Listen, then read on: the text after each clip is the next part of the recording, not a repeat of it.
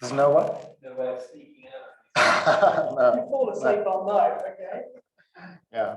I will take it first. Hello. Hey. Welcome. I actually get to meet you in person for the first time How's ever. it going? Hi. Hello. Hi. How are you? I'm Amanda. You're who? Amanda. Mandak. Ah, hello. I'm Nice Gareth. to meet you. Nice to meet you. Are Yeah. you married? What? She's teaching the third year after me. Oh, you just been teaching her? I Yeah. can explain it. Bring full of knowledge and Honestly, I don't know.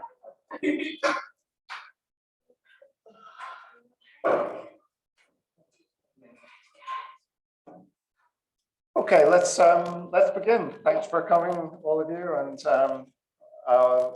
to our online guest as well, Tanzil. There might be more still to come. So welcome to this next seminar in the Sustainability Politics Seminar Series. Today we have Shona Patterson to speak with us. Shona works in Global Challenges here at Brunel University. She's director of the Center for Global Lives. By training, she's a marine biologist and has also graduated in coastal resource management. She has many strings to her bow. She's currently also involved in a project on long COVID, involving a 3D immersion experience, which sounds very intriguing. The seminar series has as a kind of leitmotif technology as a theme, and Shona will be speaking on coastal management, looking at questions of technology as well. So without further ado, thanks so much, Shona, and over to you.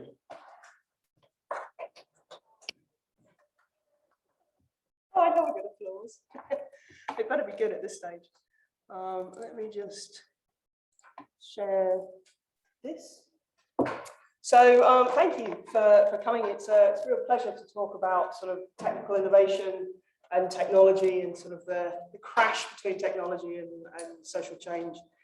And because I do love a good ocean, that's what I intend to talk about. So we've all seen the pictures of sort of our changing oceans and coastal spaces. We all love a good ocean, so dependent on oceans in so many different ways. But we also are doing a tremendous amount of damage to the ocean. That is undeniable when you look at these sorts of pictures, whether it's from a biophysical or economic development type of perspective. And then you start to think about sort of the stuff that we build in our coastal spaces. And monitoring programs have already detected such massive change within our systems, whether it's Arctic ice that's disappearing, and sort of the ripple effects that all these big biophysical tipping points are having within our social systems, and the sort of accelerating threat of food security issues, livelihood security issues. So it's pretty undeniable to think about how important the oceans are.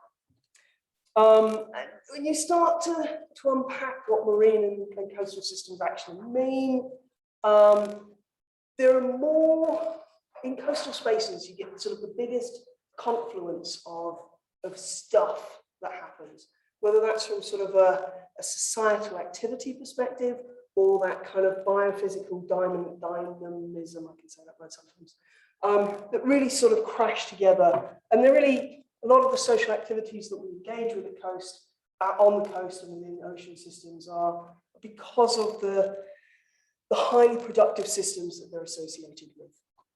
And so you end up, and this is a marine spatial plan that was done for the Mediterranean, you end up trying to balance so many different activities within these coastal spaces.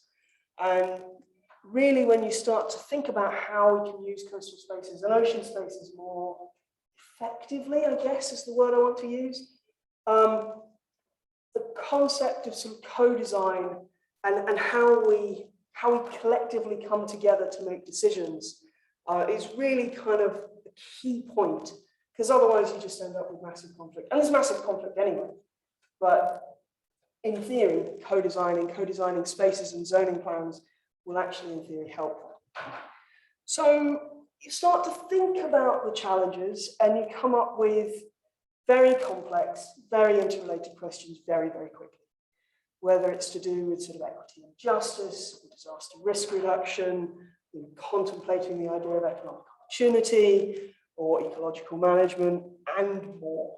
There's so many different types of challenges. This is just a very brief overview of some of them. But then on the other hand, when you look at the Sustainable Development Goals, you can see how many Sustainable Development Goals are supported by SDG 14, by the oceans themselves, and by life underwater. And this goes through zero poverty, zero hunger, reduced inequality, decent workspace, climate action, and on and on and on. So it's really hard to achieve any of the Sustainable Development Goals, considering they're all indivisible, if you don't focus on the oceans. And yet, there's only about 5% of decision makers at the global level that consider SDG 14 as important. And this was done from a survey that was run with decision makers in 2020. So there's this sort of conscious, constant tension between oceans and what we actually want to do with them.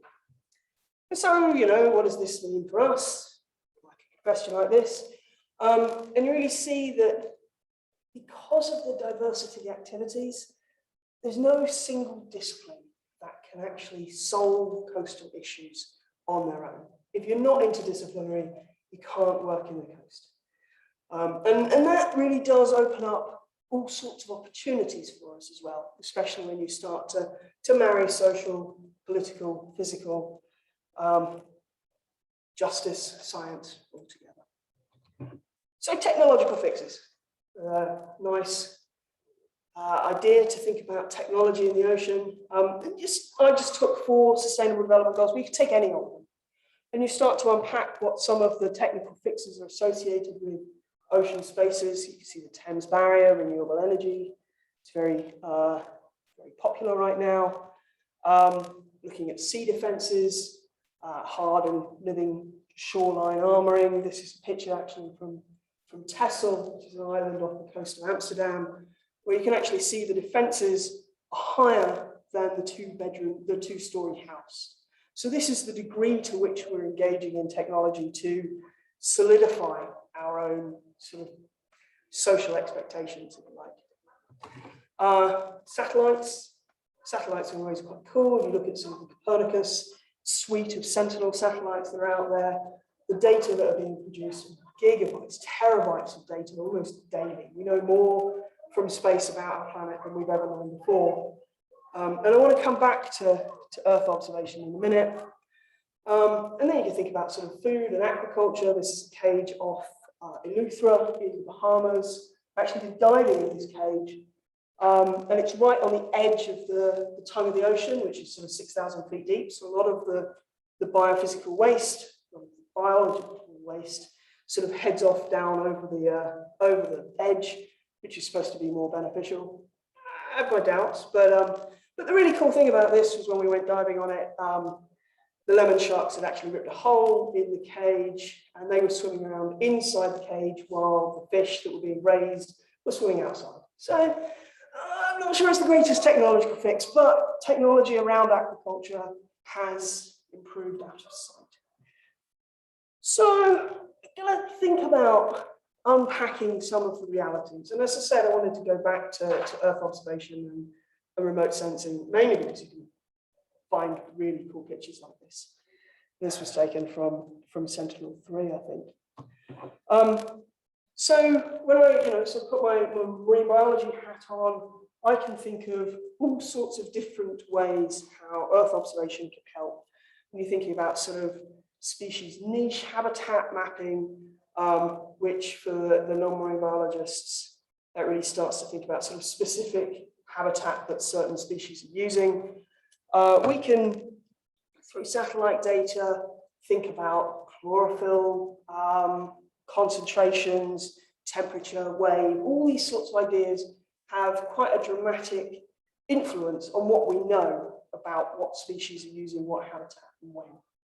And this has great knock-on effects to Sustainable Development Goals, obviously, and also to specific targets within those Sustainable Development Goals. And you can go back through the Sustainable Development Goals that I talked about earlier and really sort of unpack different technological options that Earth observation can offer. But, and it's a big but, you start to think about the sort of the social realities that are associated with this. I, in 2018, was involved in a couple of workshops in the Caribbean. And the first one was in St. Vincent, and it was looking at sort of implementing the Sustainable Development Goals. How are we going to do that? And it was a very high-level meeting. We had sort of representation from GeoBlue Planet and the GOOS Earth Observation System, from the United Nations, from CARICOM, from all sorts of regional bodies. And basically what we decided at this meeting was it really was all about matching a product to a need. That's all we had to do. We had lots of products, we had lots of needs, chop them together and we're done. And it really was sort of a group think kind of mentality that came out of this workshop.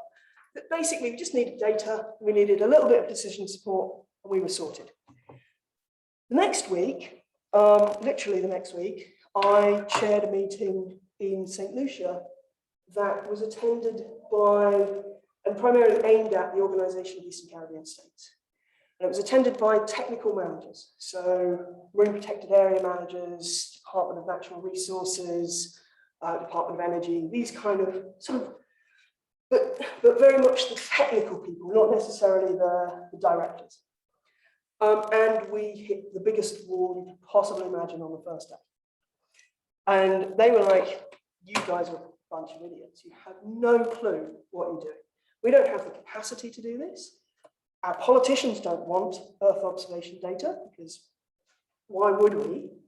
And you're not actually dealing with any of the priorities that we're setting as. So we took a long, hard look at ourselves at the bar that night, changed the whole workshop, and basically said, okay, if this is what you're telling us in terms of research capacity and infrastructure, there is a complete breakdown and lack of trust in the data collection and the analysis associated with Earth observation. It's a black box. Someone in a nameless, faceless room writes an algorithm, gives us a load of data, and we're supposed to just accept the answer that comes out. We accept the map.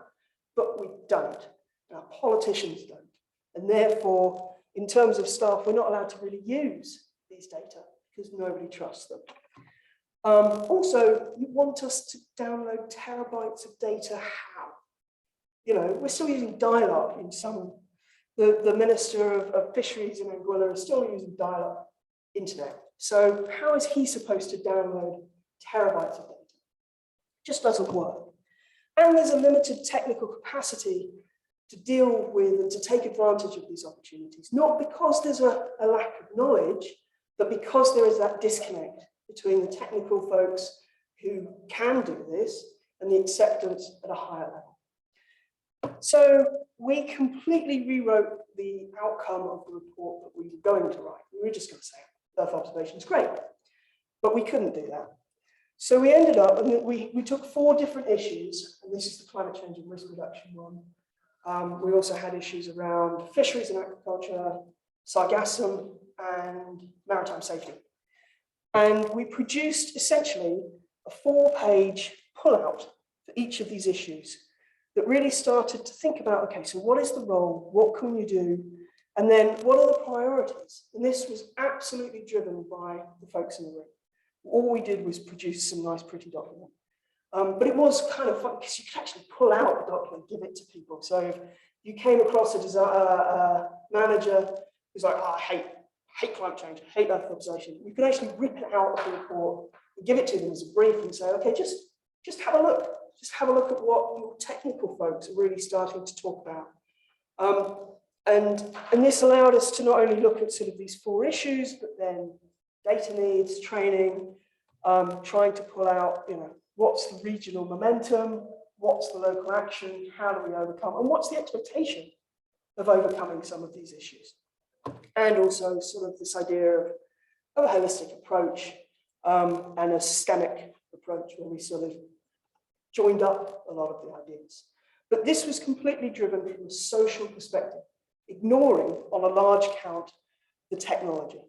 And if you're interested in the actual roadmap itself, there's a link to it. So when you start to think about, so the but and the so of Earth observation, technology is great. I mean, it is advancing quicker than we have any concept of. You look at the different sensors that are up on satellites we launch pretty much every day. What we can do is phenomenal. But it's not just about what we can do.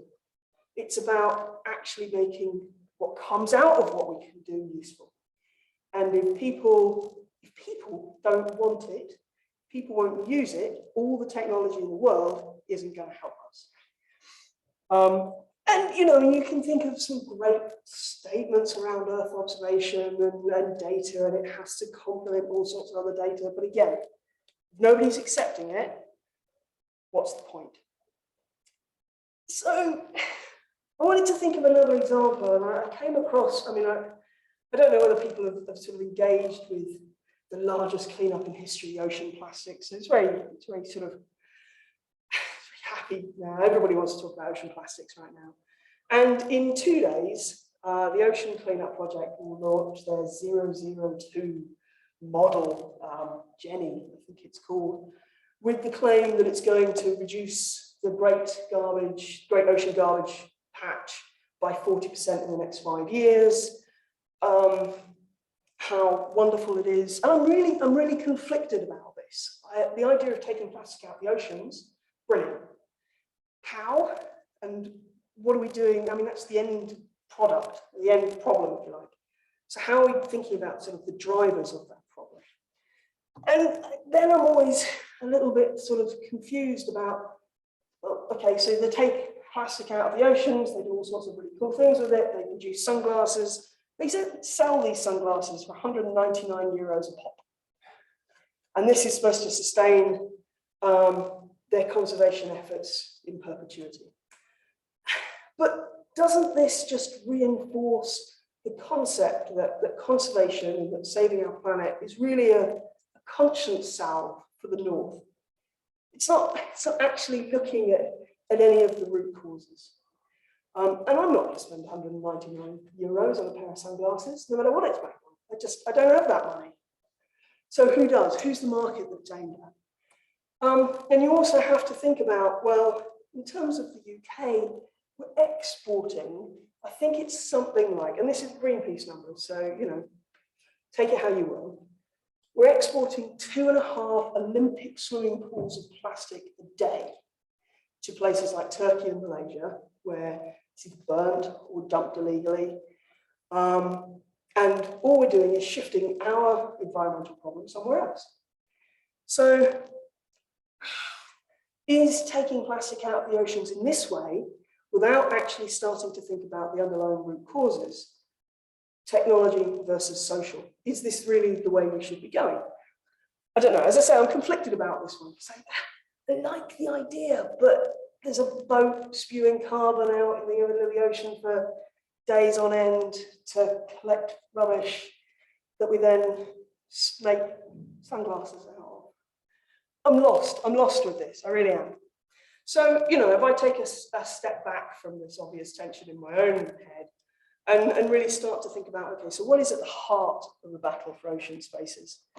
And I can think of all sorts of really big words, lovely words. This was stuff that we used to present at Future Earth Coasts, Future Earth being the global environmental platform that is supported by the United Nations and the Institute for Science. We can say these wonderful words, this idea of sustainable, resilient futures for society, blah, blah, blah. Blah, blah, blah. I love it. I love these words, but I don't know what they actually really mean. And again, sort of going back to this idea of linking through co-design and co-production of knowledge. But a fundamental piece of this to me was really, well, how do we reframe conversations that we have? So many of you will probably be aware of this idea of the science policy practice nexus. We just put all our effort into science, then everything else will follow on from that.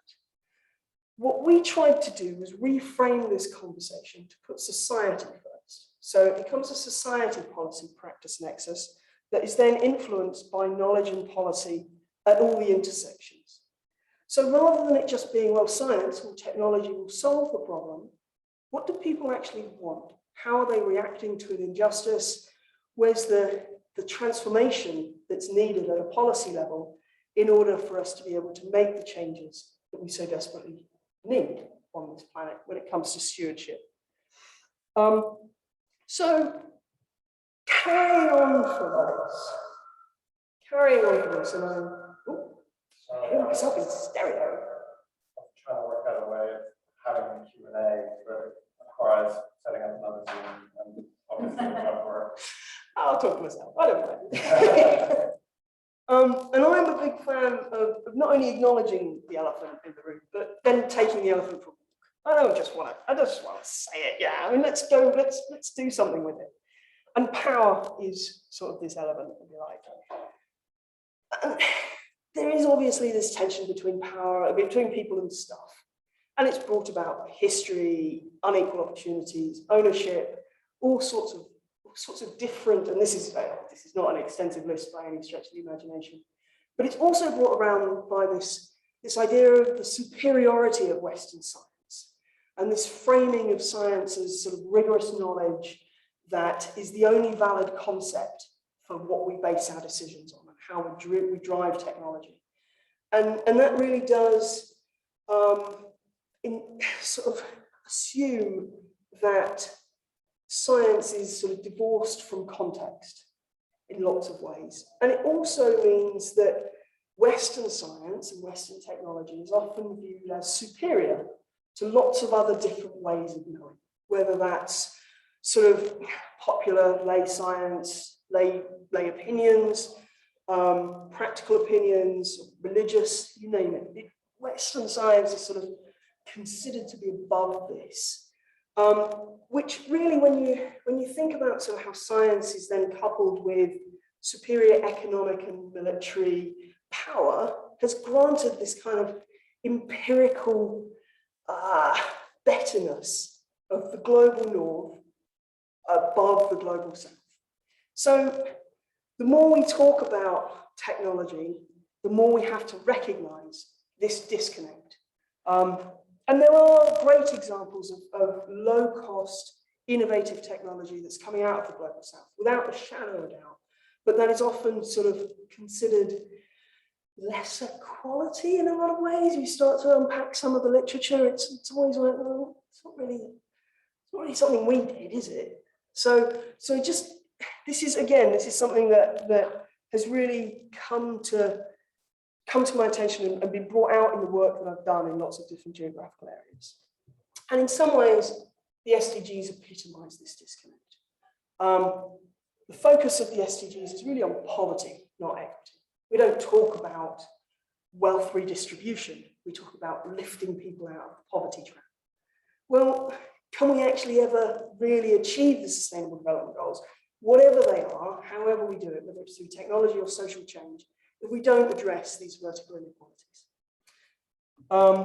And then you start to think about, well, policies and lots of initiatives, technological, social technological initiatives are designed to increase sustainability, but they're often designed without the inclusion of populations who are defined, and usually defined with or without choice, as vulnerable. So who defines that sustainability? Who defines, we talk about bouncing back, and I hate this idea, this bouncing back, bouncing forward. It drives me up the wall, because who defines where we're bouncing to? It's certainly not vulnerable populations who are defining that. It's some nameless, faceless bureaucrat who has the power over decision making. So you start to really think about, within this sort of landscape of technology and social injustice, the importance of command and control structures, and they really matter.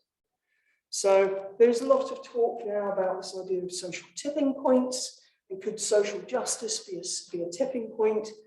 I don't think we're there yet. if you look at COP, you look at sort of the, not sure if I'm allowed to say this, the absolute disastrous nature of where COP appears to be leading, and God, I hope I'm wrong, and I hope I get proved very, very wrong in the next 2 weeks.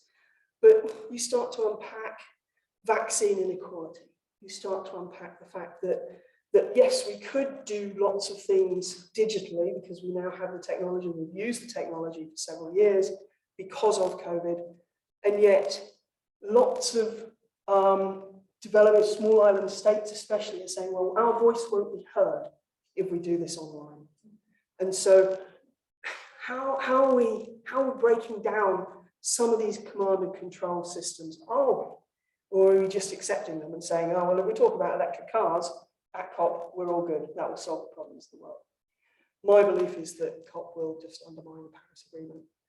And I really hope that I'm wrong. And, you know, I mean, this is all said and done in the context of what technology, and I'm sorry for the quality of this picture, but what technology actually means to people. This was a great picture that was taken, I believe this was taken in Indonesia, I believe, by a friend of mine. And the technology is how do we keep our cows out of the water? Oh no, it's taken in Bangladesh, I'm sorry. And yet, if you showed this to a lot of people in this country or across the global north, and said, this is technology, this is a massive technological advance, they would laugh at you. So what does technology actually look like?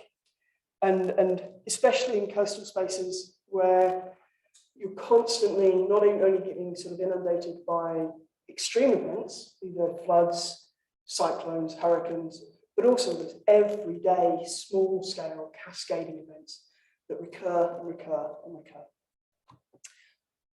So, you know, modern society is often, I mean, it's very techno heavy.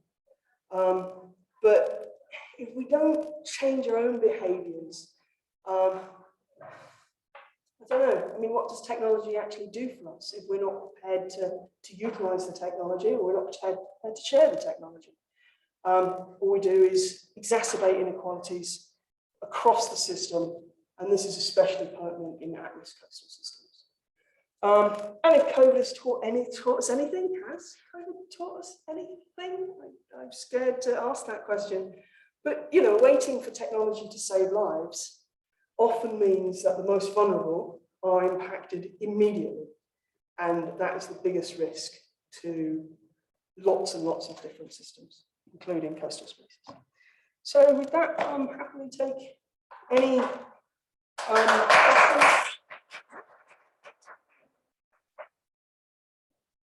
Great, thanks so much.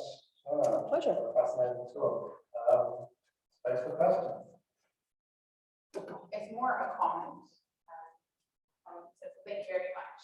I think the comment that you made on resiliency, particularly spoke to me, working in spaces of healthcare systems, which is one of the biggest challenges I frequently grapple with, is this concept of like, why do people need to be resilient? If the structure of the system is in place to perpetuate a sense of vulnerability and disadvantage by design group of people, like why is it offensive somehow be resilient? It's great. And so what you've evidenced is very much the sense of like challenging that sort of like upstream sort of systems of like, how is it that policies are purposefully designed, who does it benefit, and challenging those. So thank you. Absolutely. And I mean, I've been taken sort of down the rabbit hole of literature recently that has been talking about cognitive justice. So can you have social justice if you don't reach cognitive justice? And this idea of different ways of knowing and different influences upon those policies. And if all we do is think about, well, Western science will save the policy outlook, and then that will translate into different practice, I think we're so missing the point of the fact that this isn't just a Western world. And there are so many different knowledge systems and knowledge foundations that we could use and should use. And in a multicultural population, those ways of knowing, and if you exclude those ways of knowing, you exclude those populations. And you must see that sort of all the time within healthcare systems. And it's terrifying. And yeah, thanks for the question. Okay. Yeah, thank you very much. Western technologies is an example. Right. It's in one sense, it's kind of something that sociology of technology it's 30 years. Absolutely. You're not getting anywhere getting this across. So, do you have any ideas? How do you get past this way of thinking? How do you persuade?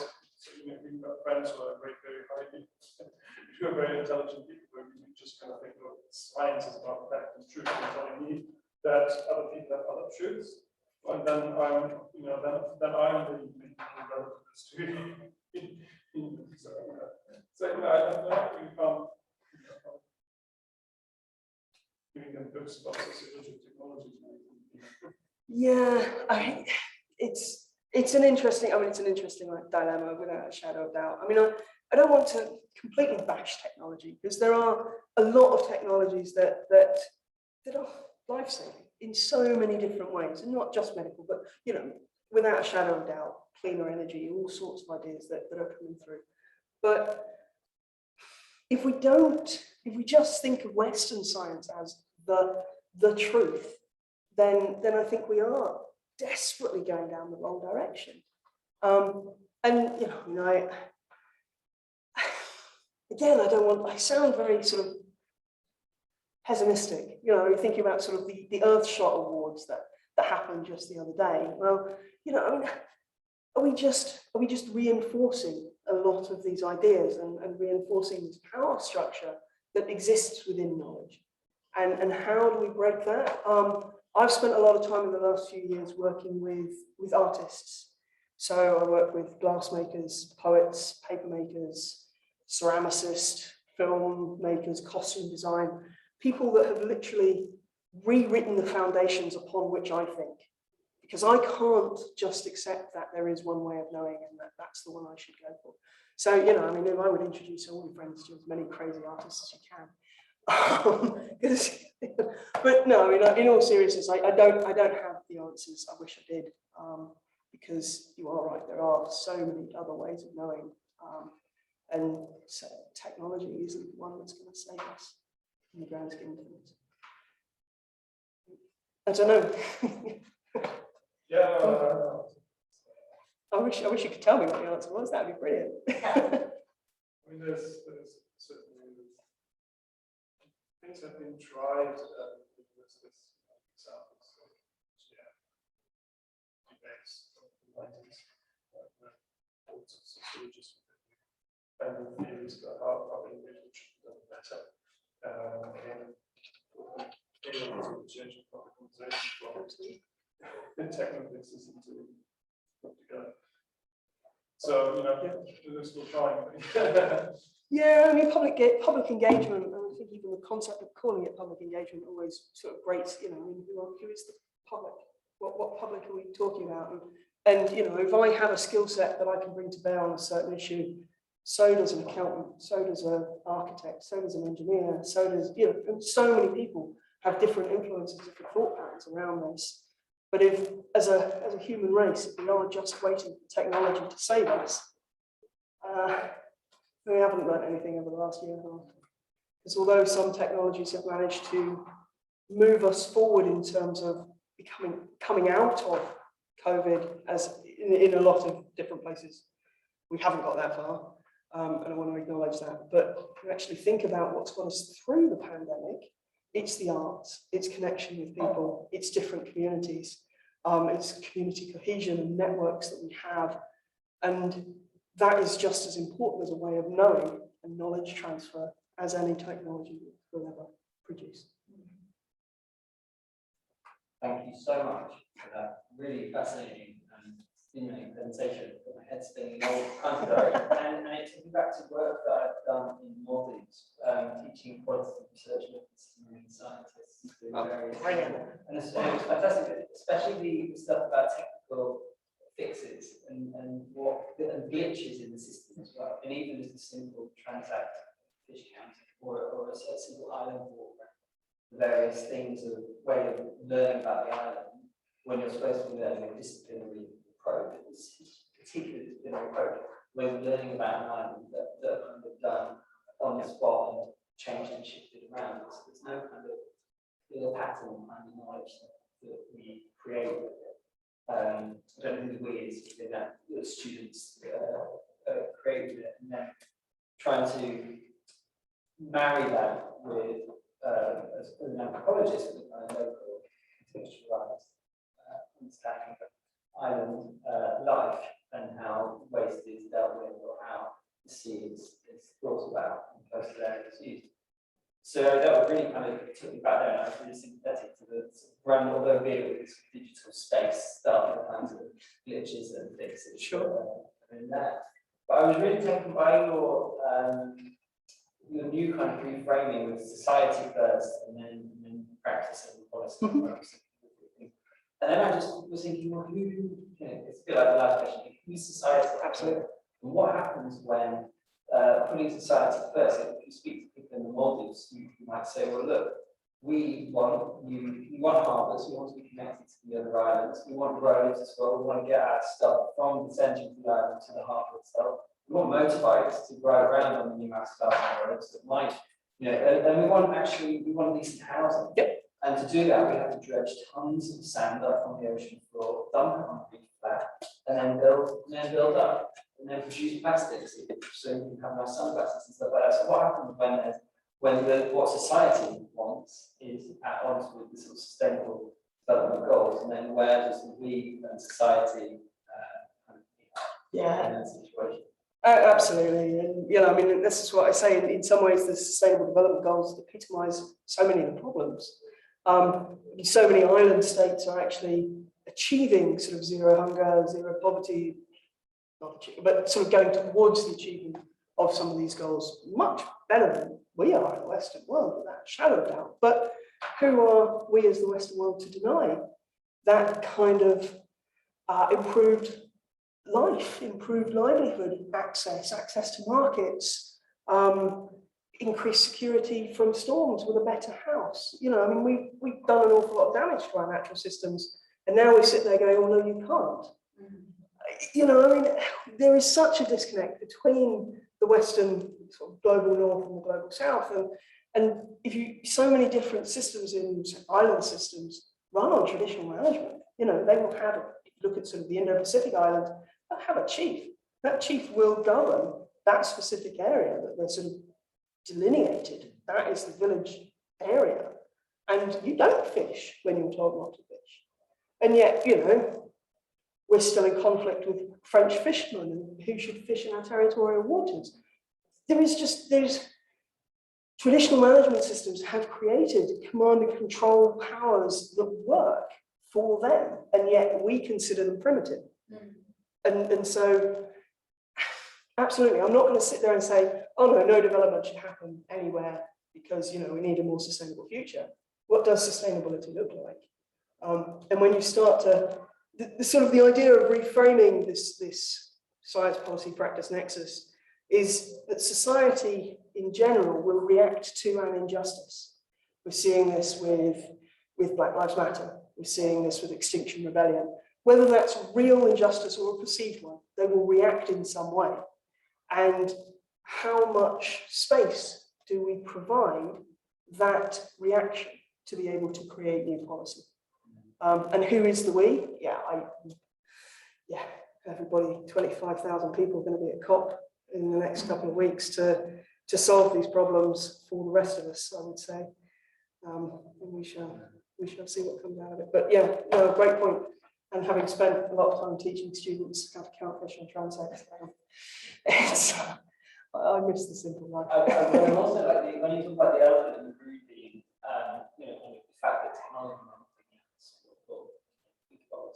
I feel like the technology isn't working. I feel like the big elephant is surely the politics. That's the elephant in the room. Because if I think about the plastic floating around the archipelago in the Maldives, it's why doesn't need to be plastic filtered? That's a political decision to sell water in tiny little bottles like that, or to have Coke water like that. These are all these are first and foremost political decisions. I think that feels to me like the bigger Sure, but having worked a lot in the Bahamas, you know, there are an awful lot, as you said, an awful lot of people in the Bahamas who want the life that they see reflected on TV, that, you know, that they want the bottled water, because surely it's better than the natural water that's brought up from aquifers and shipped from Andros to Nassau, but they want water that comes from Miami in a bottle, because that's a status symbol. So absolutely, I don't think politics is working on this planet at all.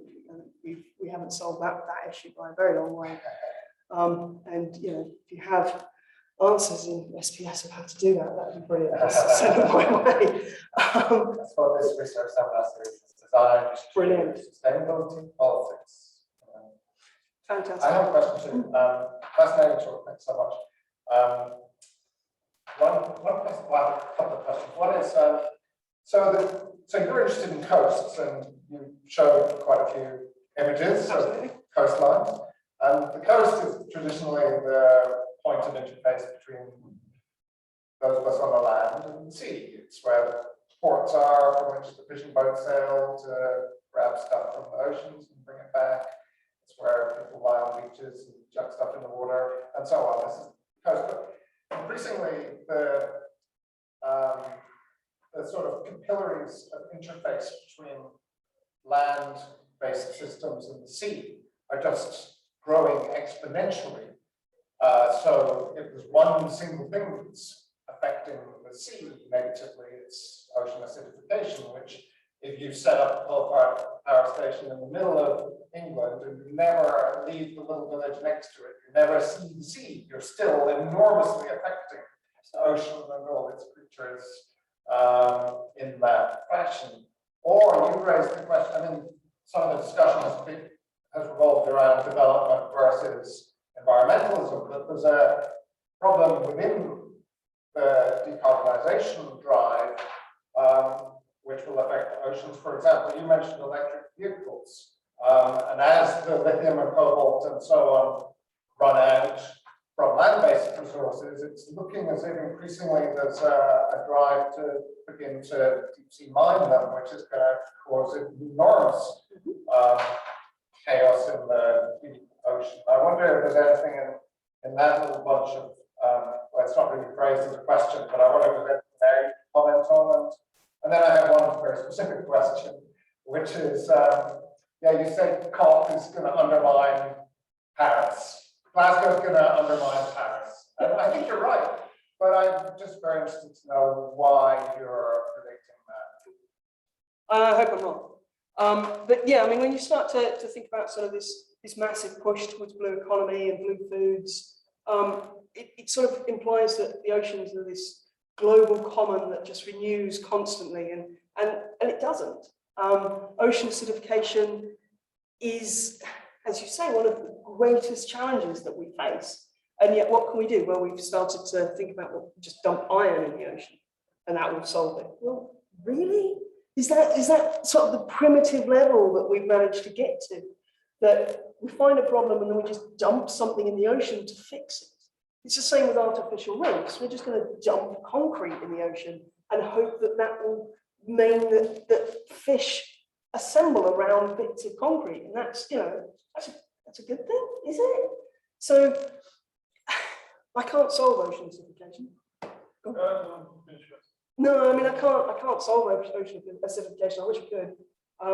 There are some great networks that have been built up across the globe through the global ocean acidification network go on, the African acidification network, that do a lot of monitoring of these kind of issues. But that isn't going to stop the fact that we are all connected. And they say that something like 40% of all pollution that ends up in the ocean comes from very very landlocked areas. So, you know, mountains in Colorado, for instance, go all the way down the Mississippi, end up in the ocean. We are all connected. And how do we reinforce that connection? And how do we reinvigorate that connection? It's actually part of another research project that I'm involved in, this art science collaboration called Catching Wave, which really starts to think about, well, how do we open up discussion spaces around what it means to be connected to the ocean, even if you are in a tiny village and all you do is turn your lights on. Yeah, I wish I had. I don't have any answers for any of these things. I wish I did. But in terms of why COP, why Glasgow will undermine Paris, I think there was such a wave of optimism that came out of Paris. There were very distinct, quite ambitious targets that were set, nationally determined contributions that were set within Paris that have not been reached. That I think lots of countries will actually start to renege on. Paris was the first legally binding sort of treaty that had existed within at that sort of international level. I don't think the way that we're going around and about COP, the fact that Putin probably won't appear, he may not, the fact that China may not appear, lots of Australians have been pushed into appearing, and yet if China want more coal, Australia will just dig it up out of the ground. There's no accountability that's come out of Paris, and I don't believe that anybody is willing at Glasgow to try and hold that accountability or try and impose that accountability at a global level. So I would say that actually we will end up going backwards, which, God, I hope I'm not. I mean, I really do. I mean, the whole COP is such a circus anyway, and it's such a the enthusiasm that existed at Paris when people came out of negotiations after 14 days of fighting about whether the word should be and or, it was really tangible. That same enthusiasm I haven't felt here at Glasgow. Yeah. Sorry about that. I feel really bad. No, it's going to be a great success. We're going to change the world. Other questions? Thanks.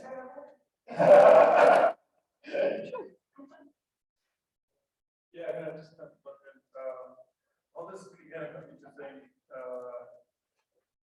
politics is so complicated, and fixing politics might actually be the bigger problem than fixing technology. So maybe this is all going downhill, right? So maybe it's like a technical fixes again. This is kind of going completely against my instincts. But, maybe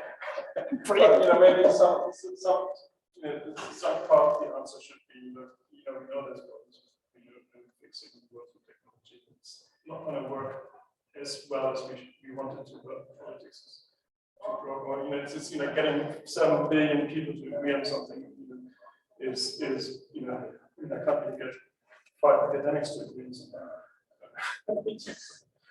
Sure. Yeah. Yeah. You look at some wonderful aid projects that have sent different bits of technology out to lots of different countries, but then there are no parts to fix it when it breaks. There's no expertise to fix it when it. So what are we doing there? You look at sort of, well, will in the Western world, Western science will create drought-resistant crops, and we'll make sure that they're infertile. So when we send them to farmers in East Africa, then the farmers every year have to come back and buy the same seeds. So all we do is create that conditionality that's associated with it and repeatedly lock in that vulnerability. And that is a purely political, that's not a technological fault. That's a purely political issue.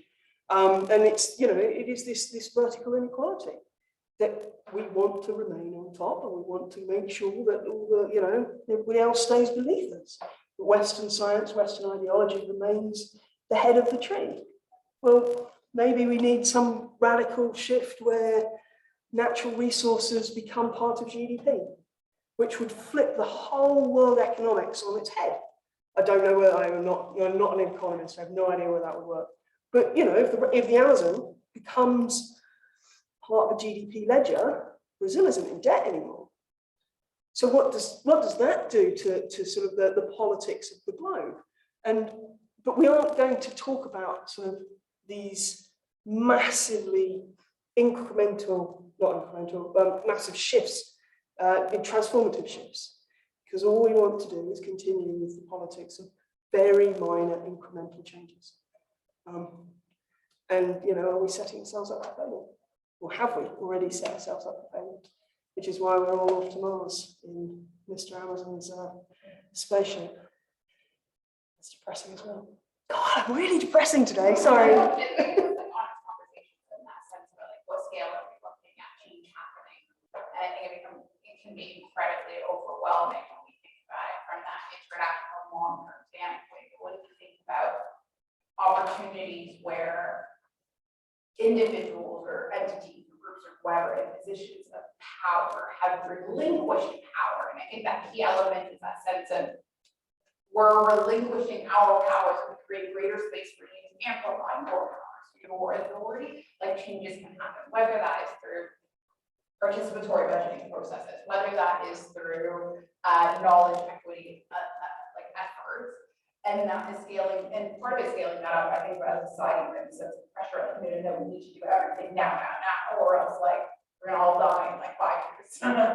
And I think it's part of like having those critical conversations about like how many things can happen in tandem, but then where can that like pivot happen so that this upper sort of space is able to act as a response, like change as a response to the sort of like stronger foundations that are developed culturally.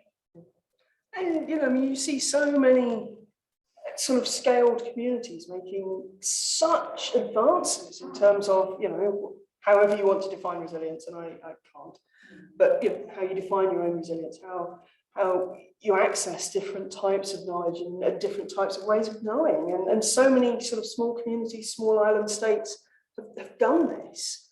One of the most inspirational figures in politics right now is Mia Mottley, who's the Prime Minister of Barbados. If you haven't listened to her speeches, do.